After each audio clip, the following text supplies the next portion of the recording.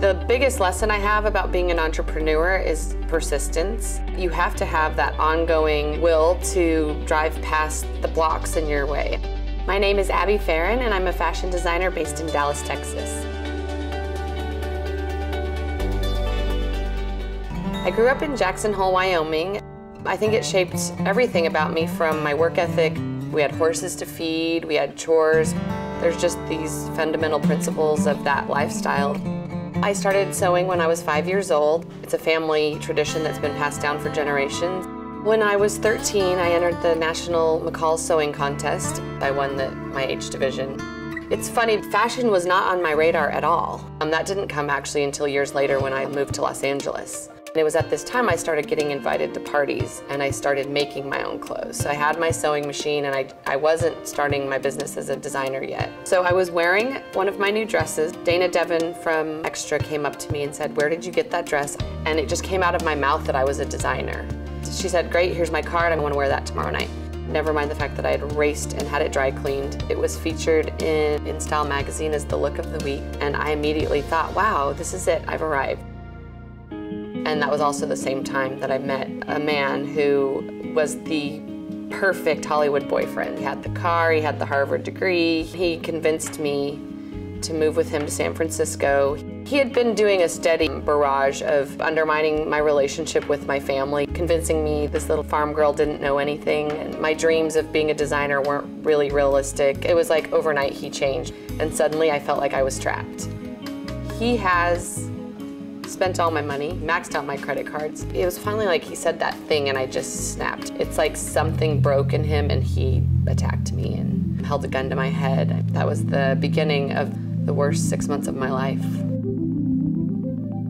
So my dad tried to convince me to move back to Wyoming. I was like, I'm not giving up, and I have a dream, I'm gonna do it. Packed up my U-Haul, moved to LA with $500 in a sewing machine. I was really trying to, even just meet the minimums on these huge credit card bills. I called my cousin in Dallas and said, I don't know how to run a business, I don't know what I'm doing. She said, just come visit me.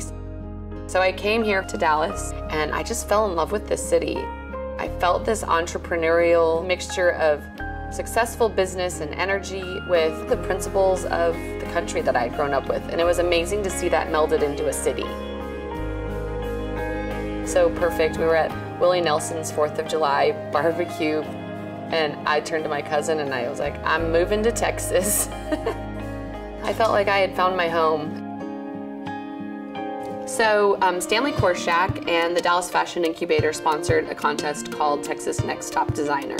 To win that contest really was a game changer in my life and my business. As a company, we really take great pride in the fact that the people who make our clothes are all seen as humans. A social entrepreneur is someone who doesn't just think about the bottom line and the profit, but is also very aware of the impact that their business is having on society. We work with 2 organizations in Cambodia and Nepal, Saksam and Purna, people who have committed their lives to helping women and men who are rescued out of sex trafficking and bonded slavery. We created a program where they make our buttons. Every single garment gets sold with their story sewn onto the hang tag. I may only be selling 1 button at a time, but every month they know they're going to get a reorder of some sort.